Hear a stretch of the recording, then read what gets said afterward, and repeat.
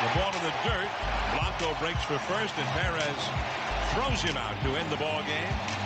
And this World Series is tied up at a game apiece. Kansas City winning game 2, 7-2. And we'll never be royals. It's a run in our blood. How about that little intro? 7:22 here in St. Louis. Let's go live to San Francisco as the World Series now switches to San Francisco. Checking with MLB Network producer as well as our World Series correspondent. Good morning, Keith Costas. Good morning, McGraw. Thanks for playing that Lord song to come in since it's banned here in San Francisco for the next week or so on multiple radio stations. Nice to hear it. We are here for you. Now, look, I know you're all things baseball, and you're our World Series correspondent. Can you please tell me what is going on with that Marlins fan behind home plate? I cannot. I can't tell you what's going on with any Marlins fans, even the ones that go to the games in Miami, let alone the ones in the World Series. No, I'm clueless there. Have you've seen that guy, though, haven't you? I have seen that guy, and it confuses me every time. I don't know what he's doing. Like I said, it's confusing enough to follow the Marlins at all. I don't know what he's doing with the two best teams in baseball left here. I don't know either, and he wears his hat sideways. It's like it's a rally cap, and he's kind of rooting for the Royals, but I'm not sure. Hopefully we don't see a sighting of him in San Francisco. All right, let's get to the game last night. You were spot on yesterday when we talked to you. You said it was going to be a Royals night, and boy, you sure were right.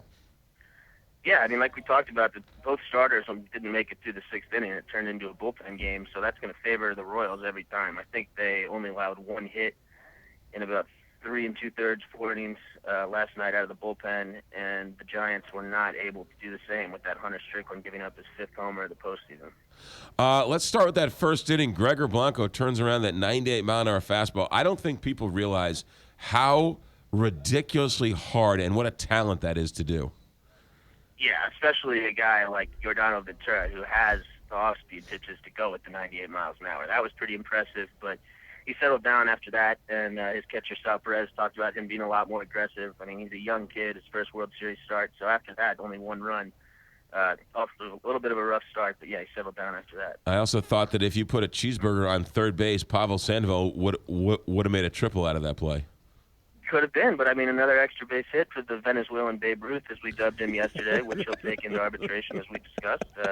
Not bad, but a cheeseburger on third base, a la former umpire Eric Gregg, might have been a good idea as well. What happened with that fight, or that little scuffle? What was going on there? I have no idea, but maybe Hunter Strickland should consider not giving up home runs in the postseason. He could stop getting so mad at players for hitting him over the fence. I mean, I don't really know what was going on there. It didn't seem like the Royals did much of anything. They said after the game that it was just a miscommunication, but I don't really know what was lost in translation when he was walking towards the plate screaming at the guy who scored from second. Like I said, that's the 5th homer he's given up, and there's been some jawing on every single one. So maybe don't give up 5 homers to 23 batters faced, and Hunter Strickland won't be having these problems with the opposition. The other thing I noticed that was just bizarre is that that stolen base at second base, the umpire, instead of going out to argue, the first thing he does is call upstairs to see to check the replay. That's a totally different way to manage a baseball game these days. Absolutely. I mean, these umpires all know that the replay is going to be there. The managers don't even really have to ask for a challenge, especially in the postseason. No umpire is going to want to have a missed call hung on in the World Series with everybody watching. And like I said, they can ask for a challenge without technically burning one of their challenges. So when we get down to these big postseason games, yeah, they're going to challenge just about anything close. So what happens when the ball beats the runner, but in super slow-mo, the tag isn't down before the guy's hand hits the base? I think that the tag play is something that they're going to have to look at with replay coming up in this second season of instant replay. It's not really the spirit of the rule for you to keep the tag on and then slow things down to 10,000 frames a second and see if, oh yeah, maybe for 1 millisecond the runner's hand came off and we still had the tag on. That's not what replay was intended to do, but it's something that teams are coaching. I mean, every team you hear now says that they tell their middle infielders, their third basemen, keep that tag on. We're going to be able to challenge it if we need to, and it's only going to take half a second of a hand being off the base for us to get the call. So yeah, that's something they're going to have to look at. I don't know what the solution is, but that was not the intended purpose of the rule. Also, the neighborhood play at second base, right? I mean, there's going to be a call where someone's going to make that challenge, and they're going to have to reverse it, and then that neighborhood play, someone's going to end up getting hurt when it's all said and done. Yeah, I think that replay has mostly been a good thing, as has the rule that they changed at home plate with the collisions. But like I said, they're going to have to look at some things.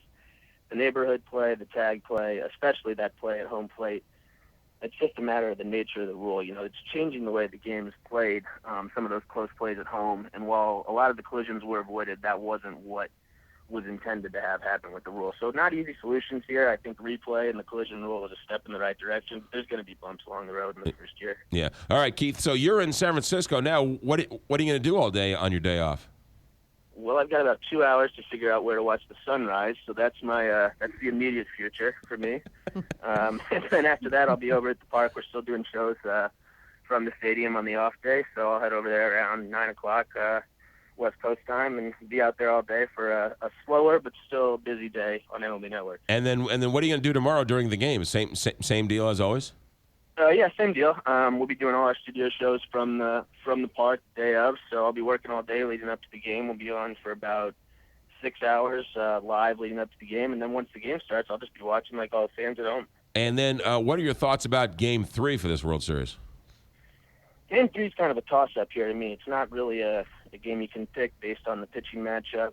I guess you have to kind of like the Giants coming back home, but then again, when you look at how the Royals have played this whole postseason, a lot of their success has been based around their defense, specifically in the outfield. And this is a big park where fly ball pitchers can really pitch to contact and the outfielders can go get it. So I don't think it's a terrible place for the Royals to play, but I'm going to have to go with the Giants at home in Game 3. Ladies and gentlemen, he's our World Series correspondent. He's Keith Costas, St. Louisan, who's with MLB Network. He's live in San Francisco for Game 3.